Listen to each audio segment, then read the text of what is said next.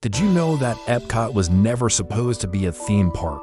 What if I told you that Walt Disney's original vision was to build a real, functioning city of the future? A place so advanced it was designed in for distinct layers. This is the story of the lost city of Epcot, and how its futuristic ideas are still shaping our world today. When Walt Disney announced his Florida project in 1966, he wasn't talking about another Disneyland. He was describing the experimental prototype community of tomorrow, or Epcot.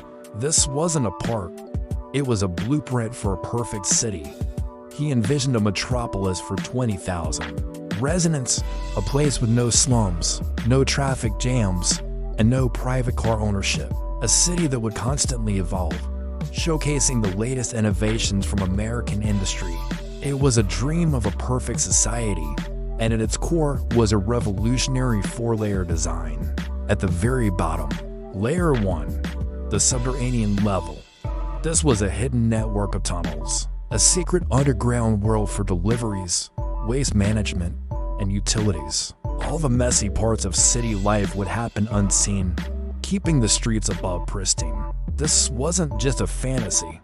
A simplified version of this, the Utilidor system, was actually built and still operates under the Magic Kingdom today. On top of the service tunnels was Layer 2, the transportation level. This was the city's circulatory system, a network of silent, electric people movers and high-speed monorails would whisk residents from their homes. To the city center, cars were completely banned from the surface. The goal was total separation of pedestrians and vehicles, creating a safe, quiet, and efficient environment. It was a vision for public transit that many cities are still striving for decades later. Layer 3 was where people would actually live, work, and play. The pedestrian level. Picture this, a vibrant, green, walkable city center. No cars, just beautiful parks, plazas, shops, and community spaces. This was the heart of Epcot, a place designed for human interaction and enjoyment. It was meant to be the ideal urban experience, free from the noise and pollution of traditional cities. And finally, capping it all off was Layer 4, the residential and dome layer. Residential apartments would be located in the outer rings of the city. But the most incredible feature was the massive, climate-controlled dome over the central core. Inspired by the visionary architect Buckminster Fuller, this dome would have maintained a perfect temperature and air quality year-round. Regardless of the Florida weather outside, it was the ultimate expression of control over one's environment, essentially.